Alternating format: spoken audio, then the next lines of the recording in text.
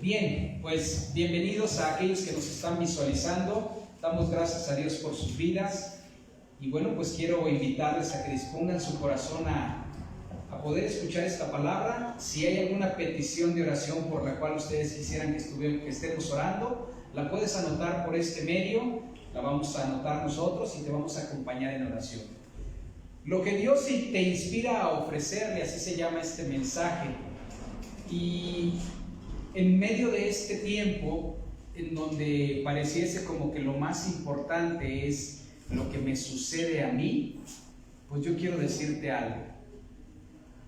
La inspiración o el objeto de la adoración de tu vida tiene que ser Dios.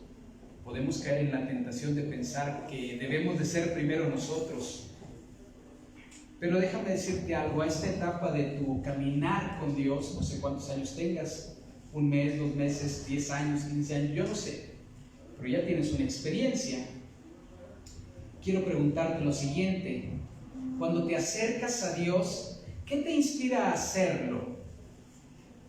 ¿Favor para provisión de alguna necesidad? ¿Miedo de no ser castigado por Él o de no recibir una bendición? ¿O es una genuina adoración lo que te inspira a acercarte a Él? Tú lo sabes. Y quiero que vayamos a la palabra de Dios, ahí en el libro de 1 de Samuel, capítulo 7. Voy a leer varias porciones de este libro. Primero voy a leer capítulo 7, versos 3 y 4. De ahí me brinco hasta el verso 15 al 17. Y bueno, pues más adelante mencionaré algunos versos.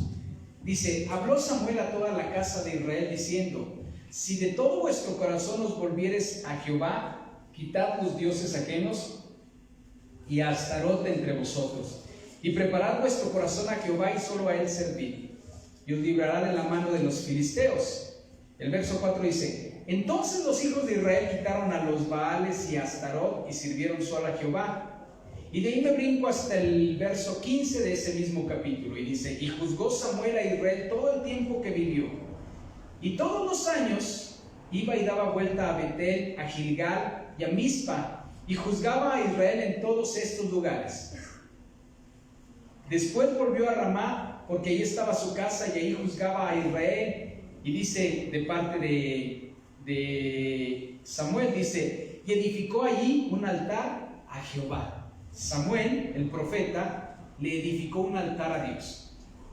Y luego nos vamos hasta al capítulo 13, versos 1 y 2. Ya no habla de Samuel. Acuérdense que él ya había consagrado a una persona para que fuera rey, y entonces habla de Saúl. Dice: había reinado ya Saúl 1 año. Y cuando hubo reinado 2 años sobre Israel, escogió luego a 3,000 hombres de Israel, de los cuales estaban con Saúl 2,000 en Migmas y en el monte de Betel, y 1,000 estaban con Jonatán en Gabá de Benjamín, y envió el resto del pueblo cada uno a sus tiendas. ¿Sale? Y ahora me voy a brincar al capítulo 14 de ese mismo libro, 1 de Samuel. En el verso 35 dice: y edificó Saúl al altar a Jehová. Dice: este altar fue el primero que edificó a Jehová. Ok, voy a tratar de enlazar esta historia de esta parte de la Biblia. Como hemos estado viendo en las últimas 2 semanas acerca de lo que es la vida del profeta Samuel y todo lo que está alrededor de él. Al principio vimos que antes de Samuel estaba el sacerdote Elí, y después Samuel fue un varón de Dios que él levantó y Dios lo respaldó, y después de él Samuel fue el último juez de Israel. Antes no había reyes, había jueces nada más, porque el rey era Dios, tenían un gobierno teocrático. Después pasaron a un gobierno monárquico en donde había un rey. Entonces el primer rey de Israel fue Saúl. Acuérdense que hablamos acerca de que Samuel fue quien ordenó a Saúl para que fuera el primer rey de Israel. Pero hay aquí algo interesante en esto, en cuanto a la actitud o lo que inspiraba a estos 2 hombres. El primero es Samuel, el profeta, un hombre de Dios que Dios respaldó por toda su vida. Era un juez, no era un rey. ¿Sale? El segundo es Saúl, un hombre que Dios escogió y que sí era rey sobre Israel. Dice la palabra de Dios que Samuel habla con el pueblo de Israel, y entonces les dice que ellos tienen que tratar de reconocer lo que Dios ha hecho por sus vidas, porque entonces de otra manera Dios iba a traer juicio a sus vidas. Y entonces la palabra de Dios dice que cuando el pueblo asentó, esto es, confirmó que estaban de acuerdo con lo que decía Samuel, dice la palabra de Dios que Samuel levantó ¿qué? Un altar a Dios. ¿Qué es un altar? Un altar es un lugar de adoración. Regularmente tiene un espacio físico específico, ¿verdad? Entonces, Samuel en un lugar hizo reverencia a Dios y entonces lo reconoció. Después dice, hablando de Saúl, dice, había ya reinado Saúl 1 año, y cuando había reinado 2 años sobre Israel. Entonces quiere decir que Saúl, habiendo sido ordenado por Samuel como rey de Israel, lo más probable es que si Dios lo puso, pues obviamente él entendiera que debería de reverenciar a Dios. Y es muy puntual esta parte que dice, había reinado Saúl 1 año y cuando reinó 2, o sea, habían pasado ya 2 años. Y vemos en el verso 15, en el verso 35 dice, y edificó Saúl altar a Jehová. Este altar fue el primero que edificó a Jehová. O sea, habían pasado 2 años en donde Saúl fue levantado como rey, y hasta después de 2 años edificó un altar. La vida de Samuel, por el contrario, dice que todos los días él se presentaba delante de Dios. Y cuando nosotros empezamos a ver cómo se conduce Samuel el profeta, nos damos cuenta de que en los diferentes párrafos de la historia en donde aparece en la Biblia, siempre iba a sacrificar a Dios o iba a levantar un altar. Era su estilo de vida, el reconocer a Dios. Ahora, ¿por qué hago este comentario? Porque la Biblia dice que habían pasado 2 años, pero no dice que Saúl hubiese levantado un altar a Jehová. Dice que a partir del 2.º año, dice, este fue el primer altar, y te puedo decir algo, el único que le levantó a Dios. Y en eso, familia, consistió el éxito de Samuel y el fracaso de Saúl. Esa es la gran diferencia. Cuando ustedes dicen, bueno, si Dios escogió a Saúl como rey de Israel, entonces, ¿por qué no permitió que Saúl perpetuara el reino o la monarquía? Porque era lo más fácil, ¿no? Esto es, tengo un hijo y le voy transmitiendo de generación en generación el reinado. Porque Samuel, o más bien porque Saúl desobedeció al Señor. Ahora, ¿cuándo es cuando desobedecemos a Dios? Regularmente cuando estamos desconectados de Dios es cuando lo desobedecemos, ¿verdad que sí? Estoy totalmente seguro que cuando nosotros estamos bien metidos con Dios, cuando escuchamos su palabra, cuando estamos cerca de Él, cuando atendemos lo que Él dice, pues obviamente lo queremos obedecer porque nos inspira. Y el puro hecho de mantenernos obedientes nos hace estar apartados del pecado. ¿Sale? Pero cuando nosotros vemos que Saúl es desechado por Dios, entendemos el origen del por qué fracasó en la encomienda que Dios le dio, a pesar de que Dios fue quien lo levantó. Él no tenía como estilo de vida la adoración y el reconocimiento a Dios. Y es algo que nosotros tenemos que entender, amigos. ¿Por qué? Porque cuando nosotros no tenemos puestos los ojos en Dios, déjeme decirle algo. Cuando usted no tiene los ojos puestos en Dios, es probable que los tenga puestos en algo que no es Dios o en alguien que no es Dios. Y quizá todo tenga que ver con usted. ¿Sí? Quiero que vayamos a la palabra de Dios.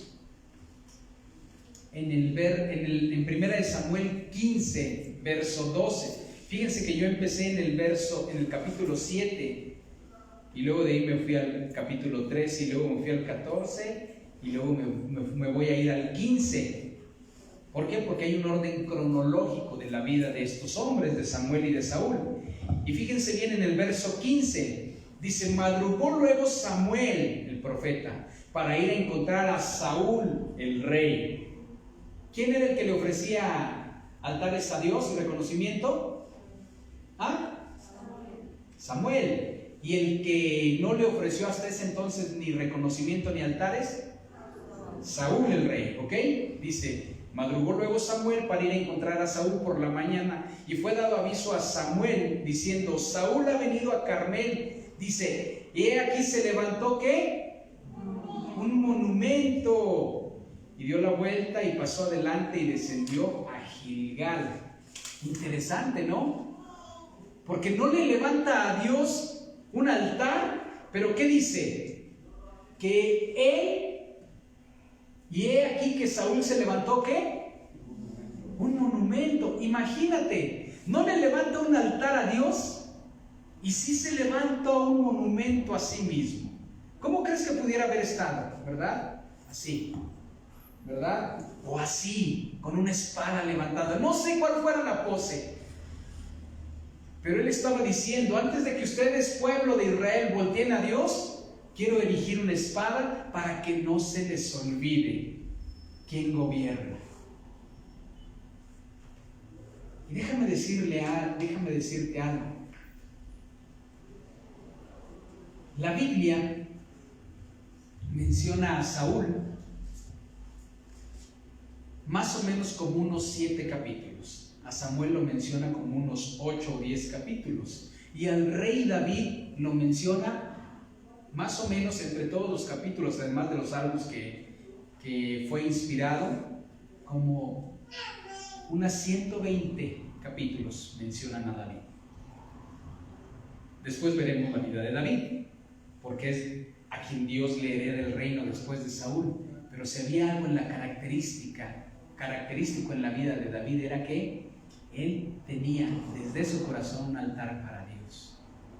Y no es extraño que salga de la lista muy pronto Saúl, porque cuando nosotros tratamos de levantar monumentos a nuestra persona, estamos robando la gloria a Dios, y Dios no comparte su gloria con nadie. ¿Sí? Habían pasado 2 años y no había levantado un altar Saúl, pero sí levantó en algún momento un monumento. Como podemos ver, la anterior historia determina a quién levantamos altar para reconocimiento. Si tú te acercas a Dios para beneficiarte, el objeto de la adoración eres tú.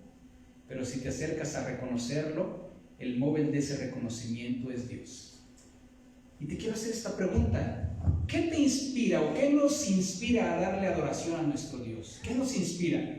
Porque de acuerdo a la inspiración es si le levantamos o no un altar, o a quién le levantamos el altar. Por ejemplo, cuando nosotros nos acercamos a Dios para pedirle provisión, cuando le pedimos salvación, cuando le pedimos sanidad, cuando estamos en una angustia y le pedimos auxilio, cuando estamos ahí enojados con Él porque no nos da la vida y nos acercamos con Él y le reprochamos, o nos sentimos indignados, o le decimos bendíceme Dios, déjame decirte que aunque esto pudiera ser algo genuino, todo esto redunda en tu beneficio. ¿Sí me expreso? Y es bueno que nosotros tengamos esa comunicación con Dios, y se vale. Pero por eso te digo, habiendo ya caminado algún tiempo con Dios, nosotros tendríamos que saber qué es lo que nos inspira para saber qué altar levantamos. Porque si la única razón por la cual nos acercamos con Dios es para decirme, bendíceme, pues el objeto de la adoración soy yo. Esto es, estoy padeciendo, Dios, y me quiero sentir bien, por eso te pido, provéeme. Y eso es genuino.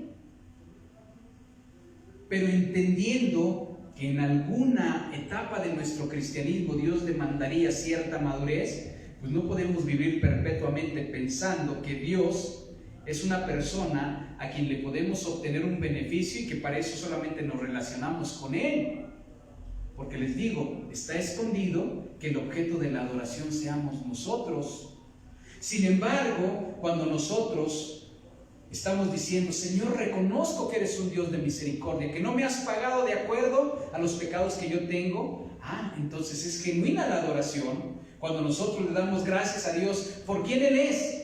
Dice la palabra, de Jehová es la tierra y su plenitud, el mundo y los que en él habitan. Si reconocemos quién Él es y para eso nos acercamos, claro que es genuina y va hacia Él la adoración. Si nosotros nos acercamos para decirte, Dios, eres un Dios sabio y por eso te reconozco. Si te decimos, Señor, eres todopoderoso y por eso me acerco a ti. Señor, quiero venerar y valorar tu santidad. Quiero hablar, Señor, Padre, y bendecir tu amor sacrificial e incondicional. Esa adoración tiene un olor fragante. ¿Por qué? Porque reconoce que se trata de Él y no se trata de nosotros. Amén.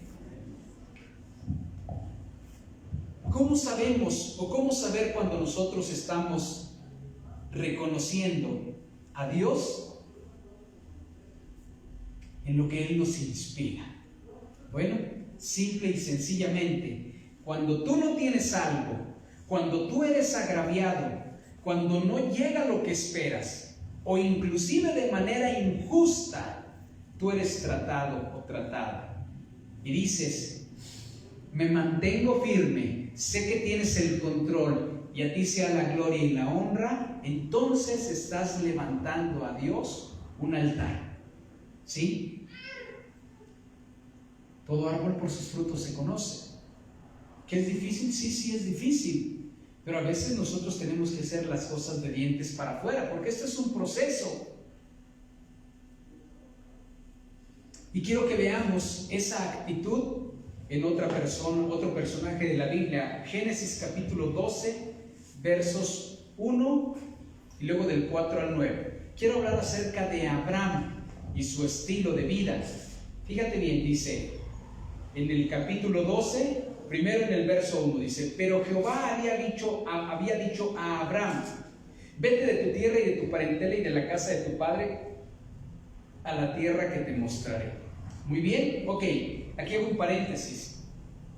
Estamos leyendo el libro de Génesis, es anterior al libro de Primera de Samuel, que es el que empezamos a leer originalmente. Son dos personajes diferentes. Entonces, Abraham es la primera persona que Dios levantó para poder instituir el pueblo de Israel. Es el primer patriarca. De hecho, de Abraham sale el pueblo de Israel, ¿sale? Entonces, mucho más antes, pero quiero que veamos la actitud que él tiene. Lo primero que nosotros vemos es que Dios hace una convocatoria a Abraham y aquí empieza la historia, ¿sí? Y dice en el verso 4, dice, y se fue Abraham como ¿qué? Como Jehová le dijo. Y Lot fue con él. Lot era su sobrino. Dice, y era Abraham de edad de 75 años cuando salió de Harán. Tomó pues Abraham a Sarai su mujer y a Lot, hijo de su hermano, y todos sus bienes que habían ganado y las personas que habían adquirido en Harán, y salieron para irse a tierra de Canaán, y a tierra de Canaán llegaron. ¿Sí?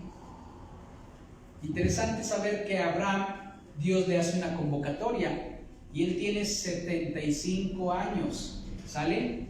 Aquí ya habían pasado los tiempos en donde la gente tenía mucha longevidad. ¿Se acuerda que llegó inclusive a haber una persona que fue más longevo, que fue Matusalén, 970 y tantos años creo que vivió, ¿verdad? Después viene el diluvio y con el diluvio se disminuye la edad, pero de todos modos siguen siendo personas longevas, 400, 500 años.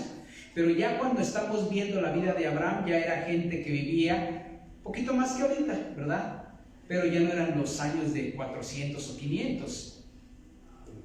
100, 120 años era el promedio. Entonces, cuando tenía 75 años Abraham, Dios le dice, vete de San Luis Potosí y vete a Panamá o a Venezuela, ¿verdad? A otro país, a otra cultura, y vas a empezar de ceros, ¿verdad? Porque voy a hacer de ti una gran nación, ¿verdad? 75 años, ¿qué diría una persona de 75 años sin que se sienta agraviado? Yo ya estoy grande, ya me siento cansado, ya me siento cansada, ¿sí? Pero lo más importante es que Abraham había escuchado de parte de Dios. Por eso, la verdad es que cuando analizamos la vida de Abraham, sabemos por qué se le llama el padre de la fe, ¿verdad que sí? Porque dice, y creyó Abraham a Dios y le fue contado por justicia y fue llamado el padre de la fe. Ahora quiero decirte que Abraham no conocía a Dios, ¿eh?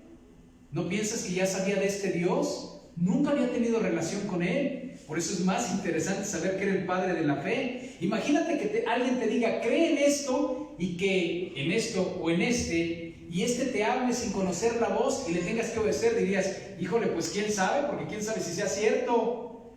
Dice, y Abraham creyó a Dios y le fue contado por justicia. 75 años. Pero estaba expectante de lo que Dios pudiera hacer. Y por eso le digo, no se vaya a sentir señalado o agraviado, pero usted tiene 50, 60, 70, 75 años, no sé cuántos tenga. Pero si Dios le dice que haga algo, usted no diga, yo ya estoy más para allá que para acá. No diga eso, porque si usted está en Cristo, Dios tiene planes mientras no le diga algo diferente. Y si usted quiere tener ilusiones, pídaselas a Dios, porque a fin de cuentas Él es el que inspira. Y entonces Abraham es convocado por Dios y dice la palabra de Dios que obedeció Abraham a Dios. Pero vea la actitud que tenía Abraham, y creo que mucho tiene que ver parte de la bendición.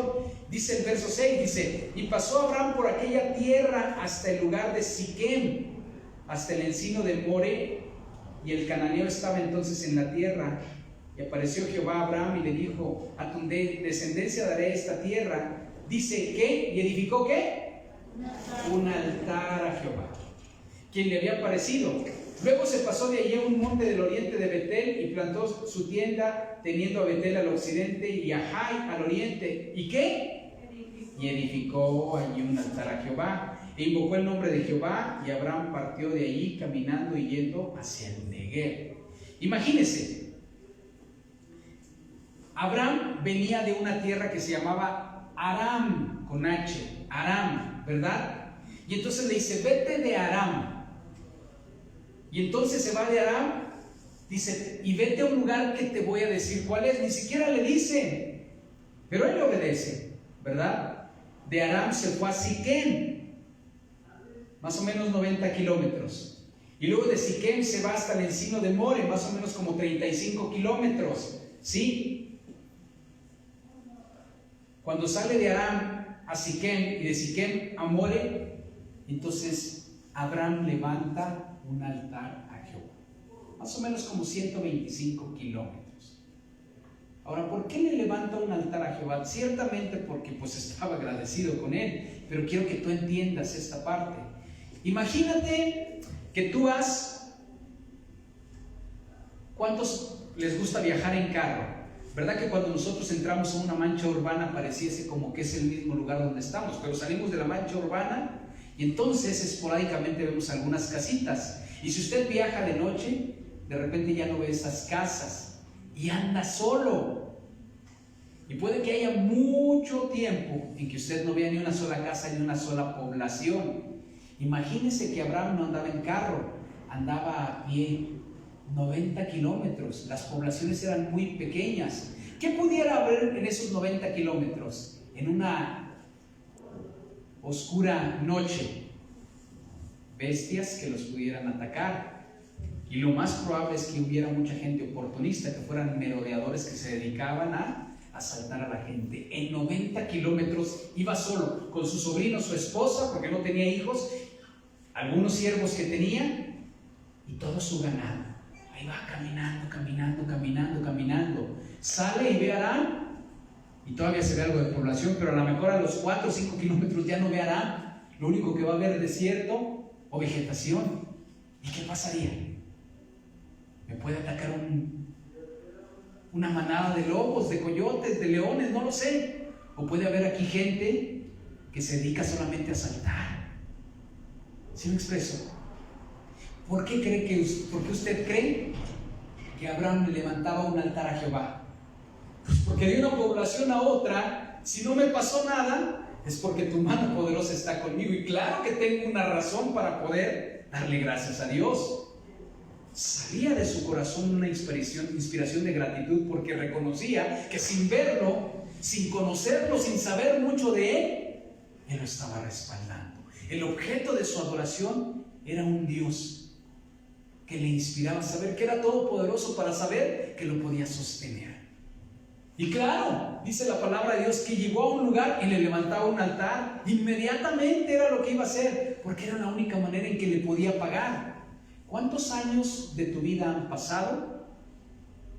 Y puedes decir, híjole, he visto de cerca la muerte, me he metido en tantos problemas y hasta aquí me ayudó Jehová. ¿Has levantado un altar? Y yo no estoy diciendo que te vayas de una población a otra. Más bien, ¿cuántos años han pasado y hasta el día de hoy estás aquí? ¿Le has levantado un altar a Dios? Porque si no es así, es probable que el día de hoy quizá te hayas hecho un monumento. ¿Sí me expresó?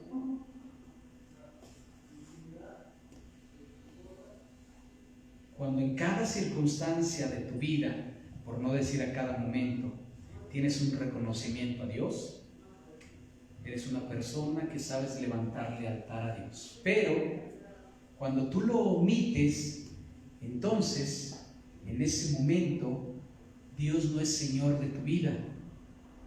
El Señor de tu vida eres tú. Y quiero que vayamos o continuemos esta parte de la Biblia. Vea lo que dice Génesis 12, del 10 al 13.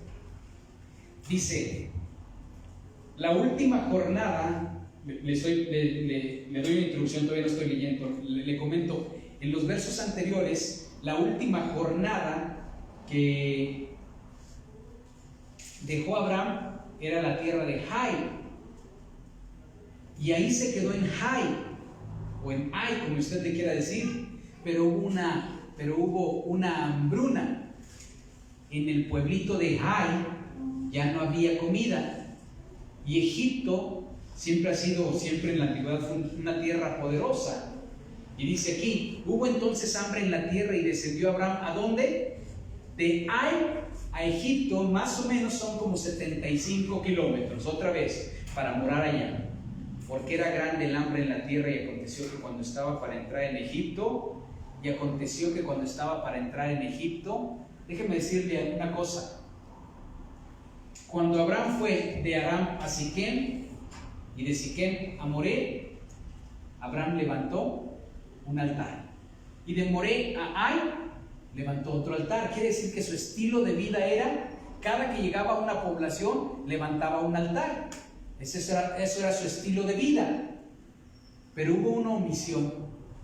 Fíjese bien lo que dice aquí el verso 11. Dice, y aconteció que cuando estaba para entrar a Egipto, no dice que levantó un altar, ¿verdad que no? Lo omitió, lamentablemente. Dijo a Sarai, su mujer, he aquí ahora conozco que eres mujer de hermoso aspecto. Y cuando te vean los egipcios dirán, su mujer es, y me matarán a mí, y a ti te reservarán la vida. Ahora pues di que eres mi hermana para que me vaya bien por causa tuya y viva mi alma por causa de ti. Mintió. ¿Verdad que sí? Mintió porque le dijo, ¿sabes qué? Pues tú eres una mujer de hermoso aspecto. Y estos hombres me van a decir, pues la voy a tomar por mujer y es probable que a mí me maten, porque eres atractiva. Dice, vas a tener que echar mentiras. Vas a decirles que cargas con tu hermano carga contigo y que venimos como forasteros. Y cuando usted siga leyendo esta parte de la Biblia se va a dar cuenta de que fue un gran problema, porque dice la palabra de Dios que eso pasó. ¿Sí? El rey de Egipto la tomó por esposa y que estaba a punto de tener relaciones con ella cuando viene Dios y se le revela al Dios de Egipto y dice, ¿qué haces? Esa mujer es ajena, no te corresponde. En ese tiempo que ella estuvo viviendo con él, dice la Biblia que hubo esterilidad en Egipto. Y entonces van con Abraham y le dicen, ¿qué has hecho? ¿Por qué no me dijiste que era tu esposa? Me dijiste que era tu hermana, por poco la tomo y traigo maldición sobre mí. Y entonces le dice, bueno, la verdad es que no te mentí, si es mi hermana. Y ciertamente era su hermana. En la genealogía podemos ver que era hija de otra mamá, pero del mismo papá. ¿Sale? Era permitido. En ese entonces, en el Antiguo Testamento, ahí, antes de Moisés era permitido esa parte, porque después en la ley de Moisés viene que no se permiten este tipo de relaciones. Pero volviendo al tema, es que Abraham mintió. ¿Sabe por qué mintió? Porque se levantó un altar a sí mismo cuando entró a Egipto. Dijo, híjole, Aquí lo que importa es comer para sobrevivir. Y dice, antes de entrar a Egipto, debió de haberle, más bien lo dice, más bien yo comento, antes de entrar a Egipto, si en cada jornada se detenía para levantar un altar, ¿qué fue lo que tenía que hacer antes de entrar a Egipto? Levantar un altar, porque se trataba de Dios. Pero cuando omito levantarle un altar a Dios, me levanto un altar a mí. Y cuando me levanto un altar a mí, ¿qué sucede? Mi carne se ensancha. Y mi carne dice seguridad. Necesitamos estar seguros, necesitamos estar cómodos, necesitamos vivir. Y cuando dicen, híjole, ¿me van a matar? Como me olvidé de Dios y tengo que exaltar a mi yo, me tengo que proteger. La mentira es una obra de la carne. Yo tengo que subsistir y me levanto un altar a mí. Porque esto es así. Si no levanto un altar a Dios, ¿a quién se lo levanto? ¿Me lo levanto a mí? No hay otra. ¿Cierto? Eso fue lo que le pasó a Abraham. Es como Saúl. Dice la palabra de Dios que no levantó un altar a Jehová, pero sí se levantó un monumento a él. ¿Cuándo nos levantamos un altar? Pues cuando nosotros omitimos el señorío de Cristo sobre nuestra vida. No el reconocimiento de Dios, sino el señorío de Cristo en nuestras vidas. ¿Sí? A veces hay personas que me comentan, pastor, le encargo a mi esposo porque no quiere llegar temprano a la iglesia o no le gusta ir. Y pienso yo dentro de mí, y cuando lo veo, ¿qué pasó? Híjole, sí se me hizo tarde, pastor, ¿cómo ves? Y lo que pasa es que tenía que hacer algo, tenía que ver a un cliente. Este se está levantando un altar para sí mismo. No se lo digo, obviamente, ¿verdad? O cuando alguien dice, híjole, pastor, mi esposa la verdad es que no se detiene delante de la gente, o mis hijos, o mis padres, o sea, se les van las palabras. Y ya le dije que me incomoda y que eso no edifica a Dios cuando despotrica. De repente se pone de malas y ya se pone seria y ya no habla. Y le digo, ¿qué te pasa? Y ya no me dice nada, nada más me echa unos ojos así. ¿Se está levantando un altar a sí mismo? Porque esos no son frutos del Espíritu. Y el asunto es que es gradual, ¿verdad? Porque así fue con Abraham. Iba bien hasta levantarle un altar a Dios, pero cuando dice, ¿sabes qué? Comida, ya la hicimos. La carne ensordece los sentidos espirituales. Y cuando nosotros empezamos a ver solamente para nosotros, entonces estamos poniendo de lado la voluntad y la providencia de Dios. ¿Sí? Porque nosotros tenemos que entender que la razón por la que hacemos las cosas es para que Dios sea glorificado. Mire, aún el venir a la iglesia no tiene que ser ni por una costumbre, ni por dejar de recibir algo, ni mucho menos porque Dios lo vaya a castigar. Quítese ese peso de encima. Por eso Dios no la va a castigar o no lo va a castigar. La razón por la que usted tiene que hacer eso es porque viene a celebrar y viene a encontrarse con Dios, nada más. Lo demás es lo de menos. ¿Sí me expreso? Esto es, si usted ve a alguien, a su amigo, a su amiga, qué padre, somos una familia y es parte de la ser iglesia, pero venimos porque tenemos que honrar y exaltar a nuestro Dios. Esa es la razón del por qué hacemos este culto. ¿Sí me expreso? Pero cuando nosotros empezamos a buscar mi propia seguridad, estamos levantando un altar a Dios, pero no estamos levantando un altar a nuestra persona. ¿Sí? Y a veces tenemos que incomodar a nuestra carne. Y eso no es popular. Pero quiero decirle, cuando nosotros aprendemos a vivir una vida sacrificial, entonces se levanta un aroma de olor fragante delante de Dios, en donde Dios está viendo que nuestra carne se está achicharrando, ¿sí? Y que está saliendo todo aquello que pareciese bueno, pero no lo es, ¿verdad? Y ese olor es grato. Hablando de las fiestas decembrinas, el otra vez sobró pierna ahí de la que hicimos. Y ya tenía algo de tiempo. Ahora lo voy a echar en manteca, ¿verdad? Y vuelve a revivir. ¡Ay, mira qué sabroso olía! Entonces puse la pierna ahí, le eché la manteca en la que estaba y sabroso, unas tortillas así de esas grandotas. con una salsa verde con pedazos de aguacate y cilantro, no hombre, para que quiera, ¿verdad? Y olía la casa a pura carne, ¿verdad? Y eso pasa en nuestras vidas. Cuando nosotros estamos sacrificándonos, yo creo que a Dios le gusta eso. Se está chicharrando su carne. Dice, qué buen olor grato, ¿verdad? Y el altar es para nuestro Señor. Eso nos da la sabiduría de que estamos actuando y que no nos estamos levantando un monumento. Concluyo con lo siguiente. Debemos hacer de Dios nuestro centro de adoración y Él nos va a levantar en cada circunstancia. Y no solamente te va a restituir, sino que te va a prosperar. Restituir es cuando tú tienes o mantienes lo que vas perdiendo en el camino. Esa es la restitución. La prosperidad tiene que ver que lo que tienes también te va a sumar. Y vamos a ir a la palabra de Dios, Génesis capítulo 13. Es el próximo capítulo y vea lo que dice aquí. Ya después de que Abraham se aventó ese gran problema o ese dilema en el que puso a los egipcios, dice, todavía no estoy leyendo, le explico. Dice, continuando esa parte, dice que llegó un momento en donde Dios le dijo al rey de Egipto, dile a Abraham que ore por ti y despáchalo para que yo te pueda bendecir. Y despáchalo, esto es, déjalo que se vaya o córrelo, no crea que es con las manos vacías. De lo que tenía Abraham, entonces el faraón le agregó más, ¿sí? Ahora fíjese bien lo que dice el verso 13, del 1 al 4, dice, subió pues Abraham, ¿de dónde?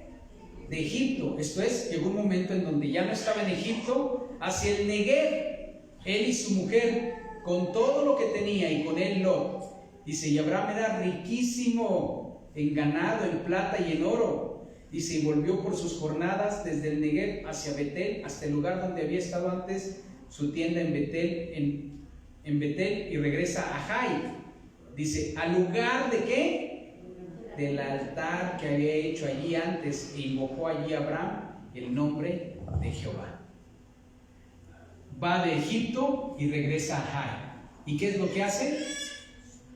Ve el altar que está ahí y entonces invoca a Dios.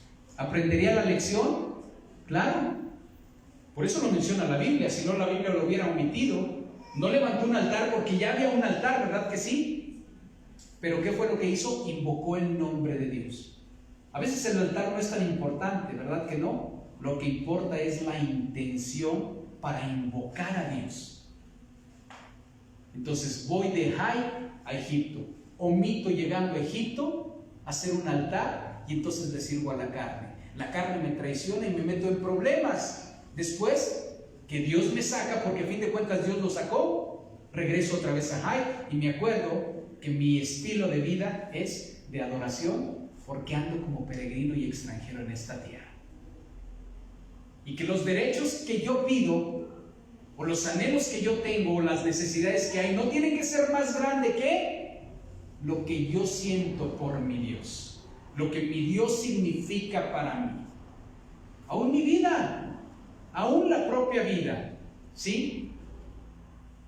Tenemos que saber que le corresponde a Dios y que esta vida sigue y que tenemos que aprender a darle la gloria y la honra con todo lo que hacemos, ¿sí?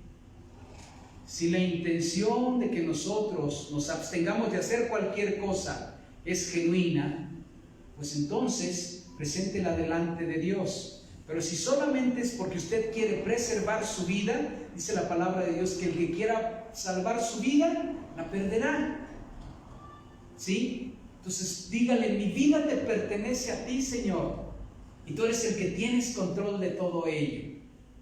Lo que hoy podemos aprender, iglesia, en este día, es que si omitimos reconocer las razones por las cuales nosotros somos inspirados para adorar a Dios, tendremos que saber que aún la adoración que le llevamos va a redundar en nuestro beneficio y a la larga, bueno, pues no es un sacrificio genuino. Pero si verdaderamente yo me abandono a Dios, si verdaderamente yo reconozco que lo que me hace buscarlo a Él es para que sea glorificado, para que sea reconocido, para que los atributos que Él tiene yo los glorifique, entonces el altar de adoración redunda en que Él sea reconocido como el único Dios. Ese tiene que ser nuestro estilo de vida. Levantar altares todos los días, en la noche y en la mañana. En la noche júntese con su gente y diga, vamos a darle gracias a Dios, porque hasta aquí nos trajo Dios, ¿verdad? Y en la mañana quizá no los pueda juntar a todos, pero usted levántese y dígale, Señor, del Negev a Jai, esto es, me dejaste vivir de las 11 a las 7 de la mañana. Gracias, Señor. Y póstrese delante de Dios, dígale, aquí está mi altar de adoración, Señor. Se consume mi carne, pero el olor fragante es para ti. Y en el transcurso del día, cuando usted tenga situaciones adversas, cuando no tenga lo que quiere, cuando la preocupación lo invada, dígale, Señor, me entrego a ti. Y si es de las personas que se incomoda con la gente, entonces ponga su mejor cara y crucifique su carne y haga lo que su carne no quiere hacer. Y entonces diga, lo hago porque te amo, Señor, porque no me gusta levantarme a altares a mí. Y cuando alguien lo reprenda y cuando alguien le llame la atención, entonces tú diga, está bien, Dios, crucifico mi carne. ¿Por qué? Porque en este lugar de holocausto el sacrificio soy yo y quien recibe la adoración eres tú. Amén. Vamos a darle gracias a Dios por este día.